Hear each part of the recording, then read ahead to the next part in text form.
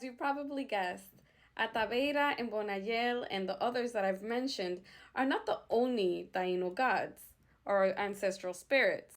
The Taino pantheon, or the group of gods or ancestral spirits of the Taino people, were many.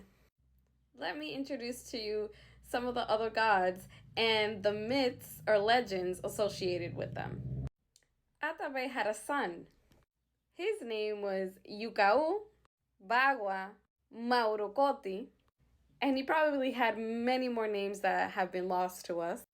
But by what page 107 of the book Tainos and Caribs tells us, these three names mean being of the Yucca, sea, without a male predecessor.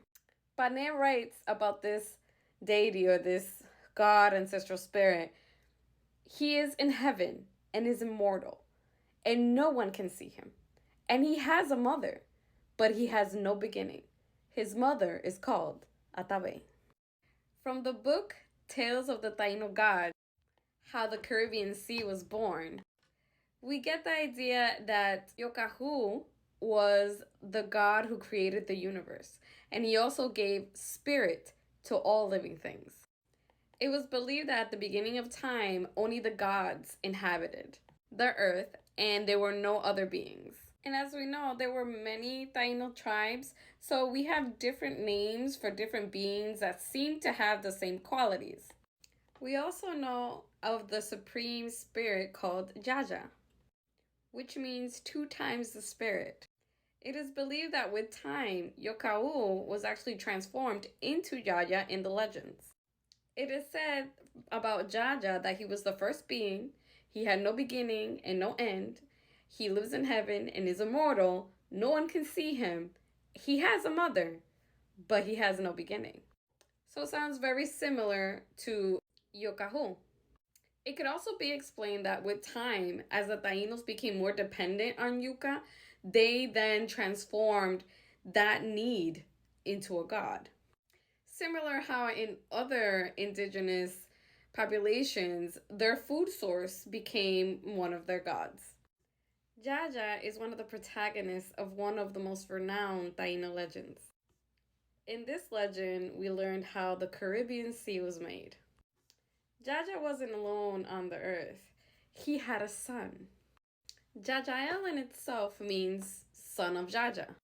And Fray Ramon Pané collects this myth and tells us the following.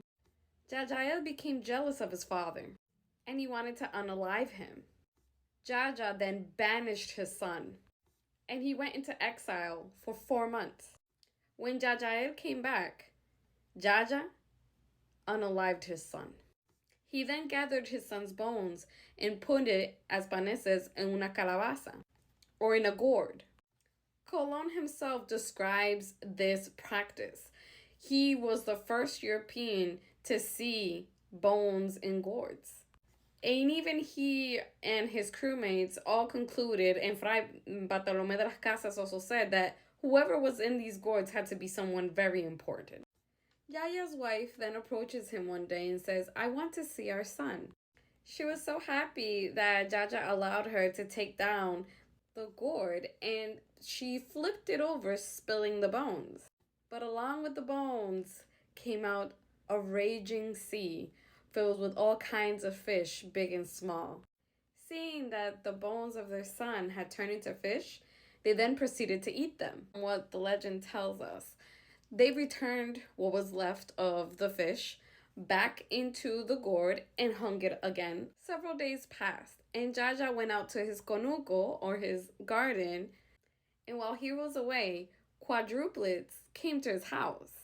The mother of these quadruplets was called Itiba Kaubaba, and she is known as the Great Birthing Mother or the Great Mother Earth. She had died in childbirth and became a semi in her own right. She was venerated as a protector of women about to give birth. Women who died in childbirth were seen as great warriors and were also venerated. Ramón Pané explains que todos de un vientre gemelos. La mujer, habiendo muerto de parto, la abrieron y sacaron fuera los 4 hijos de ella. Through this legend, we know that the Tainos did practice cesarean sections.